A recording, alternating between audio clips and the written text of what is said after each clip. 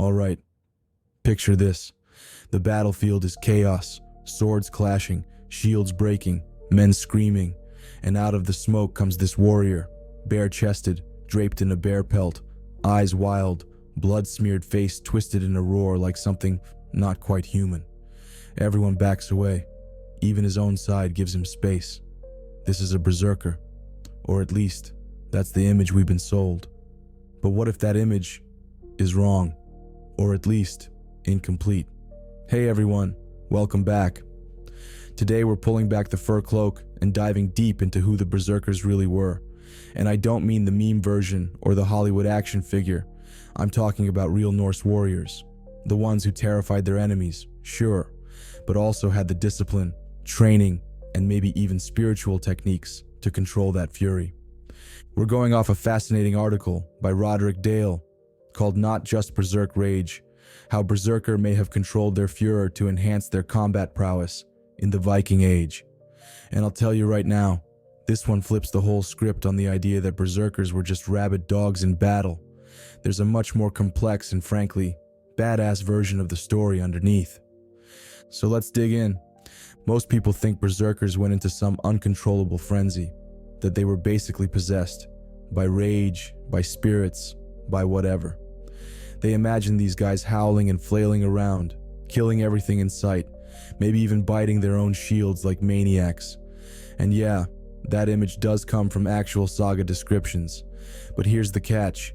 Those sagas were written long after the Viking Age ended, and a lot of what we think we know comes through a Christian filter that didn't exactly paint pagan warriors in the best light. Dale's article asks us to look at it from another angle. What if these warriors weren't losing control, but entering a controlled state on purpose? Think about it like this. In modern combat sports or elite military units, guys don't just run out screaming into battle. They train. They prepare. They know how to push their bodies and minds into the zone. They use breathing, visualization, mental routines. Roderick Dale argues that berserkers might have been doing the same thing, a kind of ritualized mental shift. They weren't out of control. They were triggering a deliberate transformation to become what the Old Norse called hamask. That word, hamask, means to change shape, to transform. And while some people think it means literal shape-shifting, like turning into a bear or wolf, Dale sees it more symbolically, a psychological transformation. You're putting on the bear mindset. You're becoming the animal spirit, but not in a fairy tale way, in a warrior way, focused, unstoppable, fearless. And look, this idea makes sense. I mean, I've always been fascinated by berserkers, since I was a kid.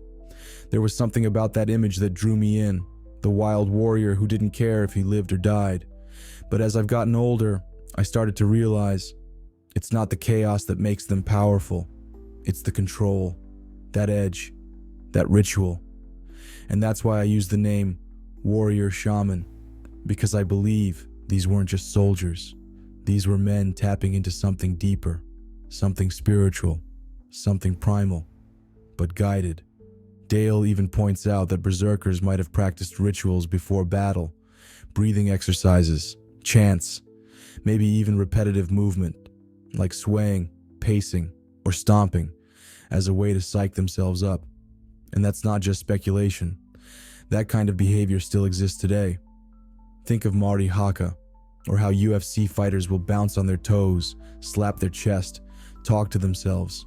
It's not madness, it's a trigger, a way to access intensity without being consumed by it.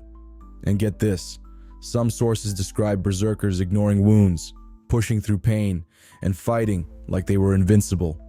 Again, that doesn't sound like someone who's blacked out. That sounds like someone who's mentally conditioned, someone who's practiced getting into a flow state where the usual human limits are dialed down or shut off. It reminds me of what special forces guys talk about today, how you can train your body to keep going when it's screaming at you to stop. That doesn't come from chaos. That comes from discipline. There's also this idea in Dale's article that berserkers were performers as much as they were warriors. That sounds strange at first, but think about it. Fear is a weapon. If you could convince the enemy that you were possessed, or insane, or untouchable. They might just drop their sword before the fight even starts. A berserker charging the line with a bear cloak, roaring, eyes wide with controlled fury. That's psychological warfare. That's not random. Even their name, Berserker, probably means bear shirt.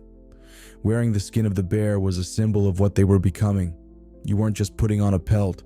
You were putting on an identity. You were stepping into the archetype.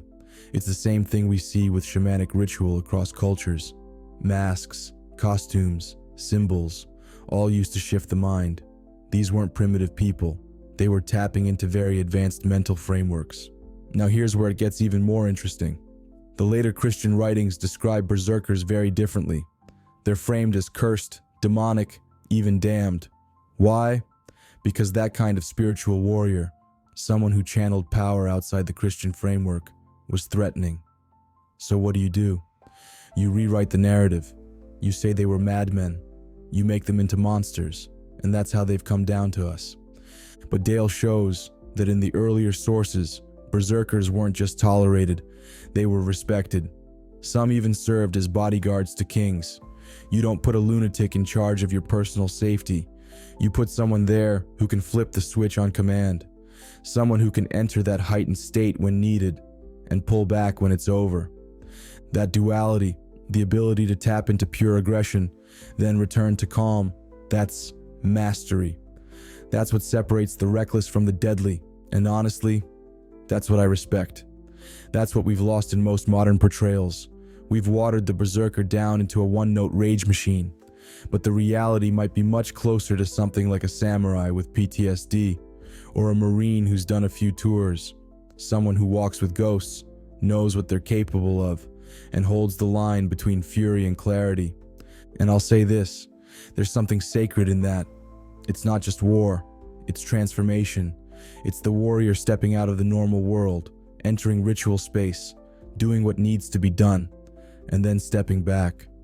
That's where the shaman part comes in, and that's why I think we need to reclaim the berserker from the pop culture junk pile and see him as he probably was, a disciplined, dangerous, spiritually intense warrior who knew exactly what he was doing.